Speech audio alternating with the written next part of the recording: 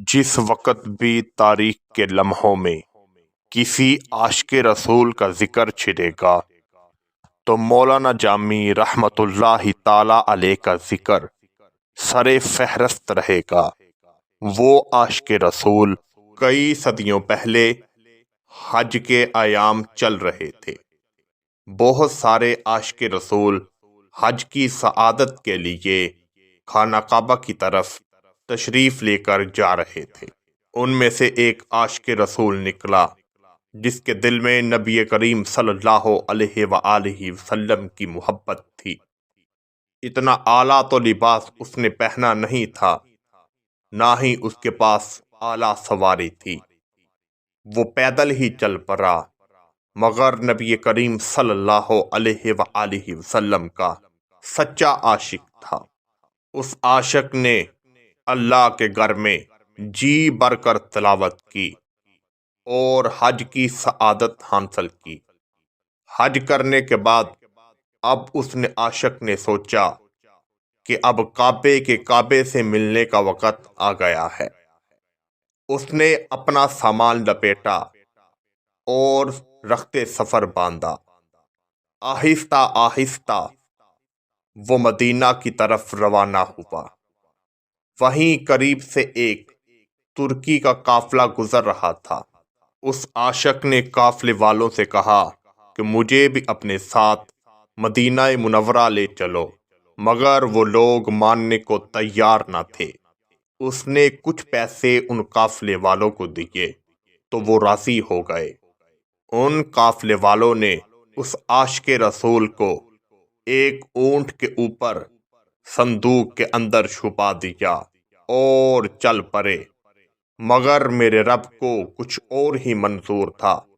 نبی کریم صلی اللہ علیہ وآلہ وسلم گورنر مدینہ کی خواب میں آئے اور کہا کہ ایک فلاں عاشق مدینہ کی حدود میں داخل ہو رہا ہے، سب لوگ مدینے پہنچ جائیں، مگر وہ عاشق مدینے نہ پہنچے۔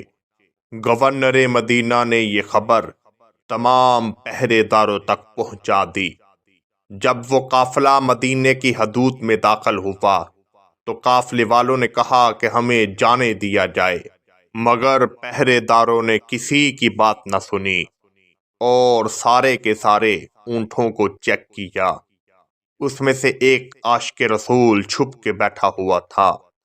ان کو اتار کر مدینے کی حد سے پیچھے کر دیا گیا اور سارا کا سارا قافلہ مدینے کی طرف روانہ ہو گیا۔ وہ عاشق رسول آنکھوں میں آنسو لیے واپس چلا گیا۔ پیچھے سے ایک اور بکریوں کا قافلہ آ رہا تھا۔ اس عاشق رسول نے بکریوں کے مالک سے کہا کہ میں نے بھی مدینے جانا ہے، مجھے بھی ساتھ لے چلو، میں تمہاری بکریوں کی رکھوالی کروں گا۔ اس عاشق رسول نے بکریوں کی کھال پہن لی اور بکریوں کی ریوڑ کے ساتھ ساتھ چھپتا چھپتا مدینہ منورہ کی حدود میں پہنچا۔ مدینہ منورہ کے پہرے داروں نے اس کو پکڑ کر جیل میں بند کر دیا۔ جب رات ہوئی تو گورنر مدینہ کی آنکھ لگی تو نبی کریم صلی اللہ علیہ وآلہ وسلم کی زیارت ہوئی۔ نبی کریم صلی اللہ علیہ وآلہ وسلم نے گورنر مدینہ سے فرمایا کہ تم نے ہمارے عاشق کو جیل کے اندر بند کر دیا ہے، اس کو فوری رہا کرو۔ وہ گورنر مدینہ کہنے لگا، یا رسول اللہ، وہ ایک عام سا عاشق ہے، اس نے ایک عام سا لباس پہنا ہوا ہے، اس کا ایک عام سا نورانی چہرہ ہے، پھر اس سے کون سی ایسی غلطی ہو گئی کہ وہ مدینہ منورہ کی حدود میں داخل نہیں ہو سکتا؟ نبی کریم صلی اللہ علیہ وآلہ وسلم نے گورنر مدینہ سے فرمایا کہ وہ ایک ایسا عاشق رسول ہے جس نے ایک نعت لکھی ہے، اور وہ نعت کے اشعار ایسے ہیں اور اس کے دل میں لگن ہے کہ یہ نعت میں گنبد خضرا کے قریب ہو کر نبی کریم صلی اللہ علیہ وآلہ وسلم کو سناؤں گا۔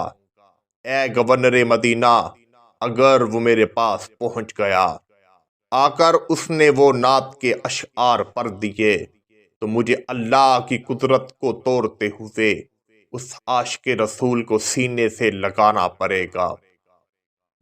اس نعت کے اشعار کچھ یوں ہے: نسیمہ جانب بطحا نظر کم یا رسول اللہ، یا رسول اللہ میرا جسم ناکارہ اور ٹکڑے ٹکڑے ہو گیا ہے آپ کی جدائی میں۔